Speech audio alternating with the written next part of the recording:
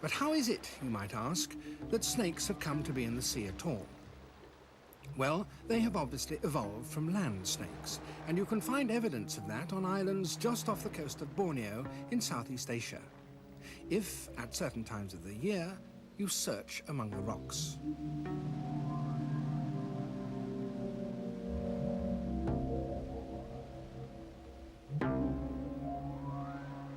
This is a mating pair of banded sea krites. The smaller one is the male. They have not yet broken their link with the land, for they have to come ashore to lay their eggs.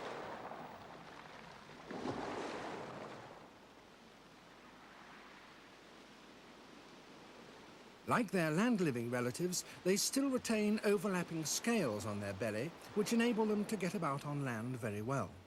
So they represent an early stage in the evolutionary move of the sea snakes from the land to the sea. And what a challenge that must have been. The adaptations needed to change from life on land to life in the sea are drastic. But the sea snakes eventually managed to develop solutions to all the problems. Mating and egg-laying finished, the banded sea krites return to the sea. And here they hunt. On land, snakes are able to taste the air with their flickering tongues. In the sea, that same sense is also used, and they can detect the taste of their prey while it's still quite a long way away in the water. And this is their favorite food, an eel. They inject their venom through hollow fangs just as land snakes do. But there is one major difference. The sea snake's venom is even more virulent. In fact, it's one of the deadliest substances known. Once bitten, the eel has no chance. This sea snake belongs to a different family, and one that never comes onto land, even to breed. It gives birth to live young and is totally committed to life in the sea. It swims with the same wriggling motion as its ancestors used on land, but to make it effective in water, its body has changed shape. Its tail is flattened like an oar, and there's a kind of keel along its length which helps it to drive through the water in a purposeful way. And the overlapping belly scales, which are no longer needed and might interfere with its streamlining, have been greatly reduced. Breathing obviously required major adjustments, for sea snakes, like all reptiles, breathe air. But they've solved that problem so successfully that they can remain submerged for over 3 hours. A third of their oxygen is absorbed through the skin from the water. But they also breathe air directly. Their nostrils have special valves that shut when the snake dives. The surface air is then stored in one vast lung which stretches almost to the tip of the tail.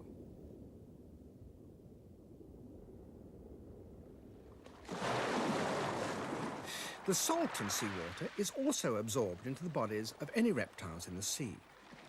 The Galapagos marine iguana gets rid of it through a special gland in its nose. It sneezes it out. The only other marine reptiles beside the iguanas and sea snakes are the turtles. They too have a similar gland beneath the eyelid and cry very salty tears. So the sea snakes also have had to evolve salt glands. Theirs is beneath the tongue. So, after millions of years of evolution, sea snakes have become effective and successful inhabitants of the sea.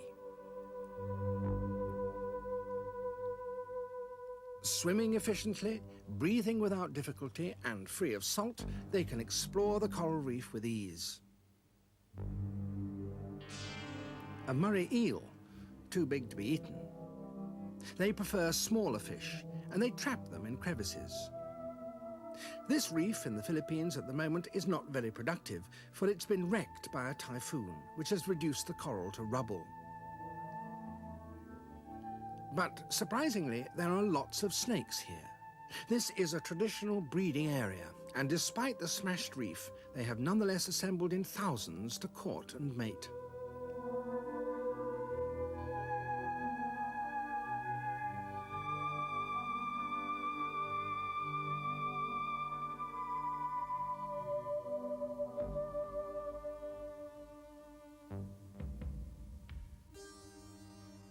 Hunting through coral reefs, normally rich with fish, and armed with a lethal bite, you might think that sea snakes had no problems at all.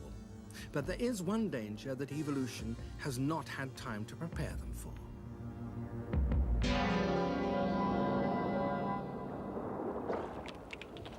Surely their deadly venom will provide protection against even this predator.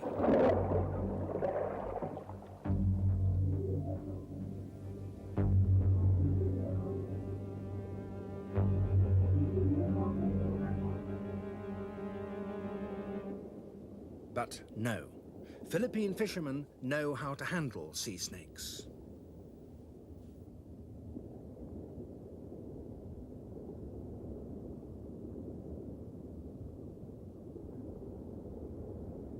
And not just one at a time. The extraordinary thing is that the snakes are so passive, and that despite their deadly bite, they rarely try to defend themselves. But then they are in the hands of an expert.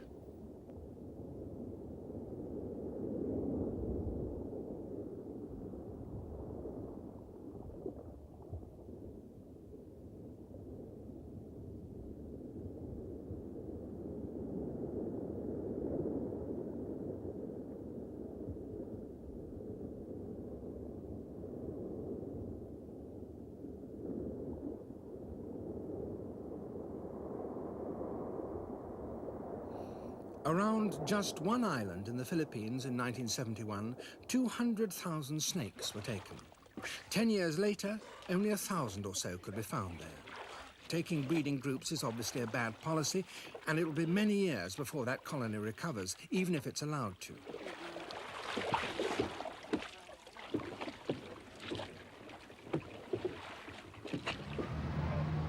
The snakes go to Manila, the capital of the Philippines.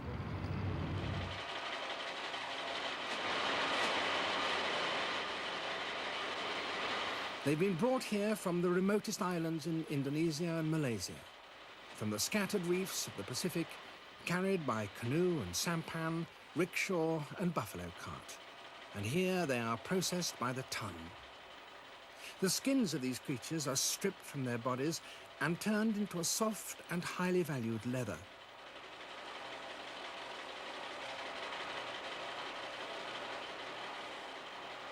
But it's not only the skin that is used. The meat is regarded as a great delicacy in some countries, and the bile and gallbladder are believed to have strange mystical properties, as well as acting as an aphrodisiac.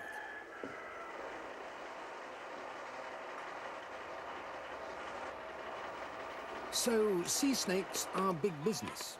The fishermen themselves only receive a small payment for each snake, but there's a huge markup and lots of middlemen. And in the exclusive fashion shops of the world, sea snake products cost a fortune. It's estimated that in the Philippines alone, 100,000 sea snakes have been taken in a single month. Harvesting natural resources can make sense as long as they're allowed to renew themselves, but it's very doubtful if sea snakes can withstand this kind of plunder for long. So the venom is not saving the snakes. But there's no doubt about its reputation. A visiting diver on the reef, very understandably, is very much more cautious than the local fisherman.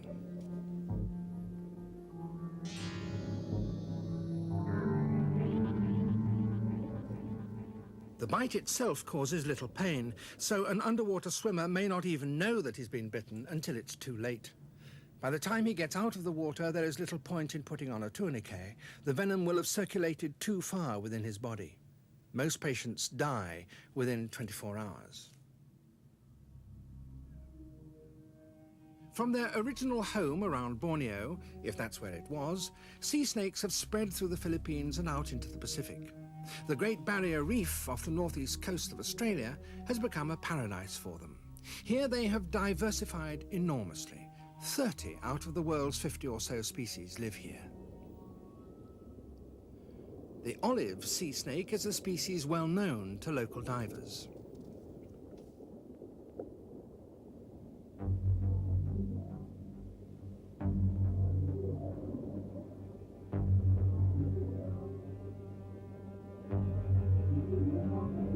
The famous underwater swimmers Ron and Val Taylor describe this species as being like a kitten when gently held behind the neck.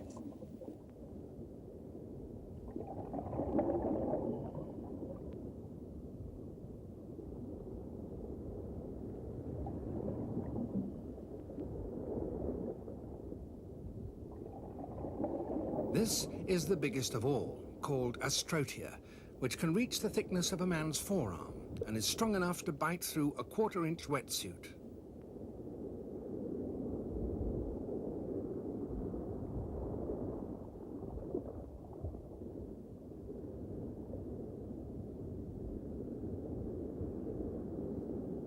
But again, they seldom use all this power and poison against man. Only under great provocation will they attack. They only seem to kill for food.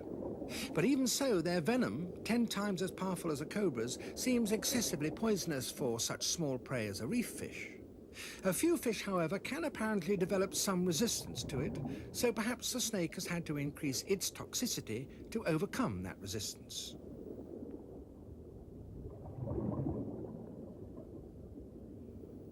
But some fish eat snakes.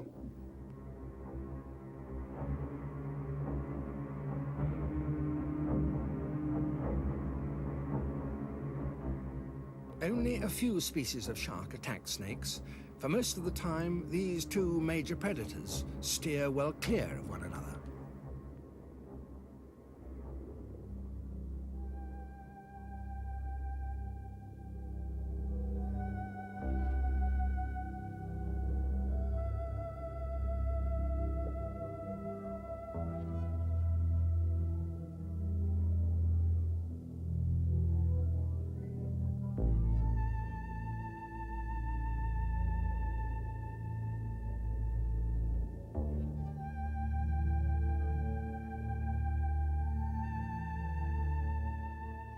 Some species of sea snake have become very specialized feeders. This one has a tiny head, a long, thin neck, and minute fangs which deliver no venom. It searches the sand for buried fish eggs. But the star success of the sea snake world is this one.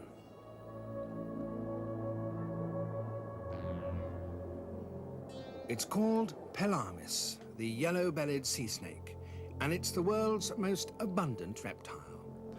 A twisting, seething mass of one of its relatives was once seen floating in the sea in a belt 9 feet wide and nearly 70 miles long. It's become so specialized and so successful that it spread out from Southeast Asia into the Pacific and expanded its range across it for 9,000 miles to the east. Just how it's achieved this makes a remarkable story. Here and there on the surface of the ocean, the wind and the prevailing currents cast up long lines of floating debris that are called drift lines. There are floating logs, masses of dead weed, rubbish, and detritus of all sorts. But among it all, there's food. Seabirds regularly fly up and down it, looking for what can be found from the air.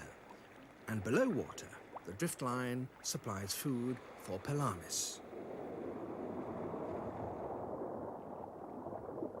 There are all sorts of living creatures dwelling among it.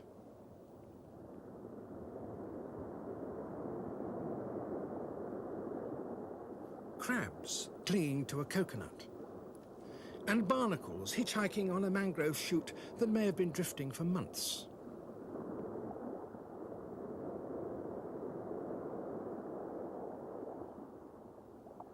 And here is Pelamis. Like everything else, it has become a drifter, floating almost passively among its potential prey. It usually has a yellow belly, but individuals vary, and the older ones are often darker.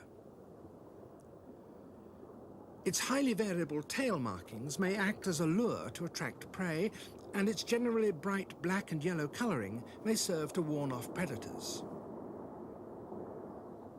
It hunts by stealth. It doesn't see very well, but can probably detect movement close up.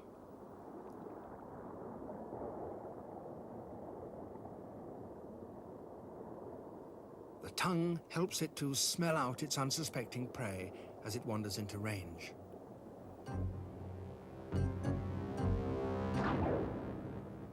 Its deadly venom takes a few minutes to act, and the fish is always moved to a head-on position before being swallowed so that its spines don't stick in the snake's throat. This one has missed its strike and has to readjust its jaws. Though hunting seems to be rather random, it obviously works well enough. The success of Pelamis as a species proves that. But they haven't had it all their own way. In the hide-and-seek world of the driftline, some fish are well camouflaged and go unnoticed.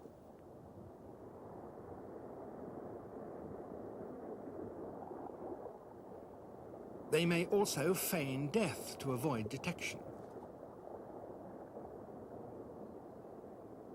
Pelamis itself, however, as it drifts, is treated by other smaller creatures much as they treat a log or anything else.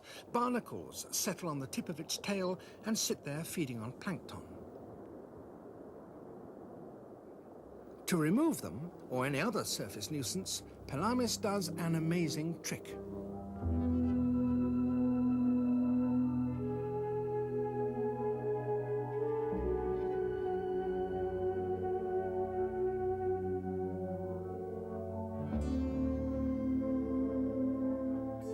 It's called coiling, and it's a way of rubbing surface against surface, which, when you come to think of it, is not too easy if you're a floating animal far from land.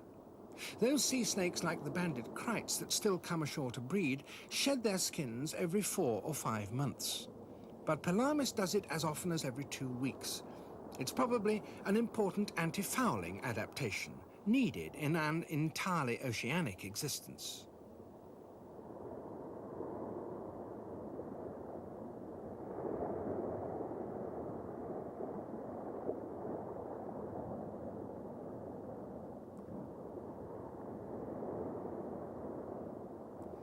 So it seems that Pelamis has developed a lifestyle excellently suited to the surface of the Pacific. But does it stay only there?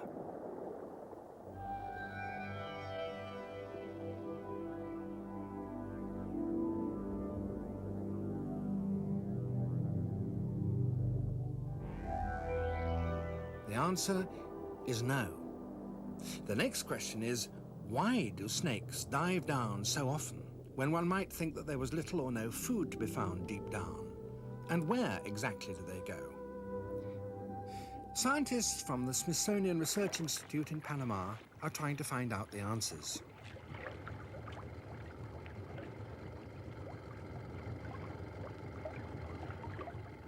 Working from a rubber boat in the drift lines, they catch plenty of snakes and keep them in tanks in their laboratory on board.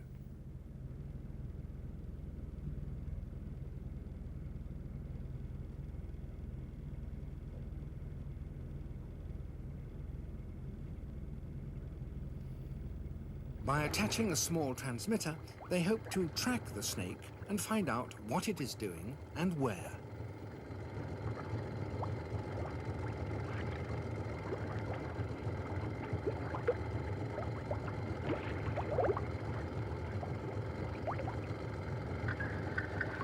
Looks like he's gonna die.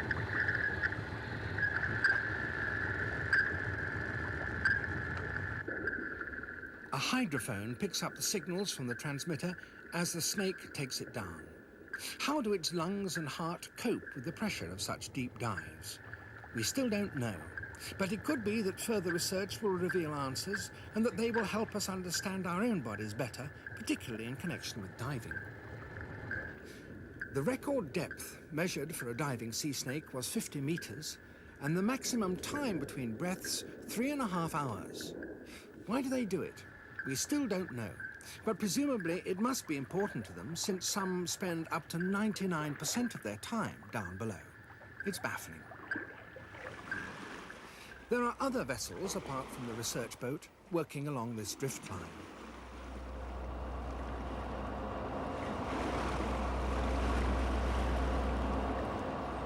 They are fishing for shrimp, and shrimp only. The rest of Pelamis's neighbors are thrown back, which seems a wasteful way of fishing.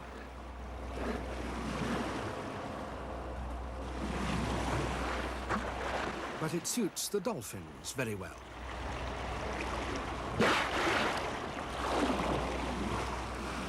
This fisherman treats the snake with great caution.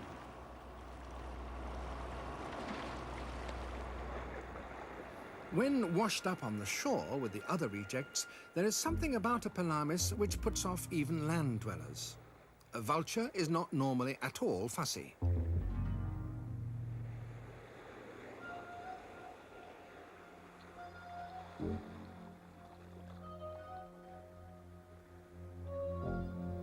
But they don't like snakes, and this one, being black and yellow, seems to carry a particularly strident warning.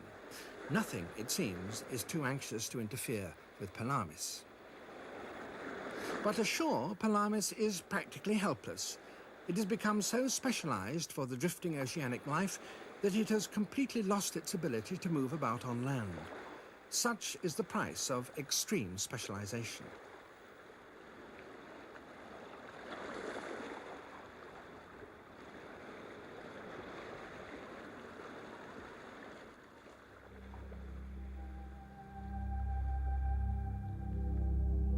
Pelamis is now pushing against the limits of its range.